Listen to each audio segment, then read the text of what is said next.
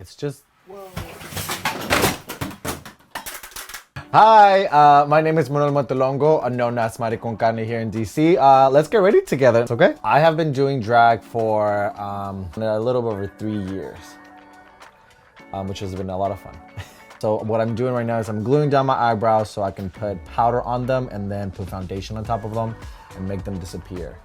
There's a lot of magic in drag, and you're about to see a whole lot of things. I like to fully transform the man into something else.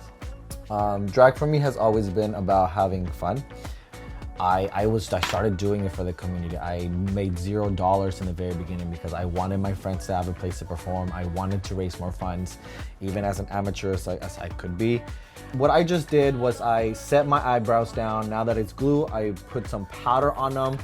Being a teacher, I get to experience a lot with kids. And this year I actually had a student come out to me as non-binary, which was pretty incredible. I represent my history, my ancestry, my culture, my identity through drag, especially if it's a big stage. I've done DC Capitol Pride wearing a full mariachi outfit with my sombrero, doing Thalia.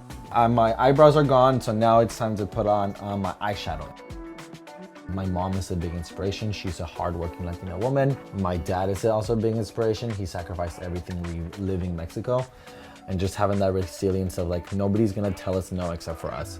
Which is covering my entire face with foundation.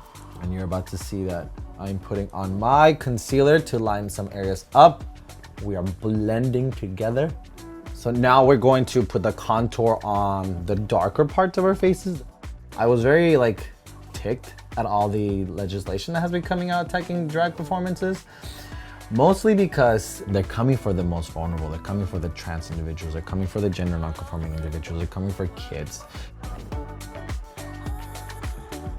So I'm rounding out that chin. Now I'm going to go back with my highlighter to really give you that facelift. Parents would at times rather concentrate on the issue of drag rather than concentrate on the issue of resources that are not being allocated to them. The assault rifles are literally killing kids in schools. There are mass shootings every single month in the United States. But you are focusing on the drag queens because they are an easy target. That's ridiculous. That is absurd. What I'm going to do next is I'm going to do my nose. The effects of what makeup has is I'm going to make it a thinner. Do drag for what you want to do drag, but please understand that without the fights, without the activism, without the love and support from trans women, especially trans women of color, you wouldn't be able to do it now. I also did a self-defense class for non-binary and trans individuals so they could have some way to defend themselves if the unfathomable ever were to happen to them. So now we're going back in there and we are putting in our lighter.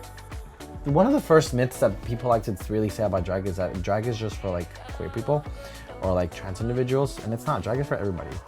Drag is art. Drag is a full-on art form. It's just...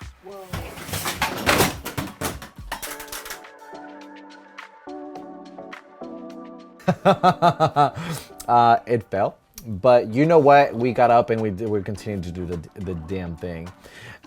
Now I'm going to go in there with my makeup and add some of the final details. So I'm going to close my eyes with my eyeliner, and then I'm going to put on my lip. So let's do that.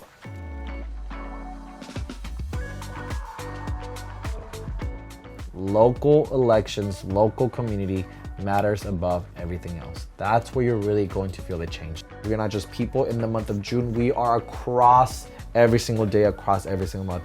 We are here. We are here to stay. So we are done with the makeup. I really hope that you learned a couple of things. I'm gonna finish everything off of camera.